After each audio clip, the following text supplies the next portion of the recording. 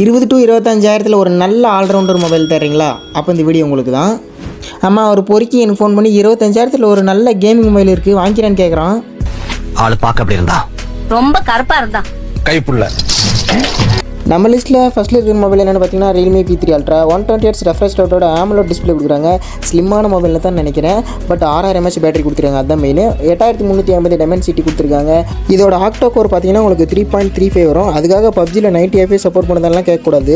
IP69 ரேட்டிங்கு, 50 MP back camera, 8 MP wide angle, ஃப்ரண்ட்டில் selfie 16 MP இதெல்லாம் கொடுத்துருக்காங்க. பட் இன்ஃபினிக்ஸ் என்னென்னு தெரியுமா? நாங்களாப்பலாம் யாரு? நீ 8350 அல்ட்ரா கொடுத்தா நான் 8350 அல்டிமேட்டு கொடுப்பேன்டா அப்படின்றாரு நம்ம இன்ஃபினிக்ஸ் GT30 Pro.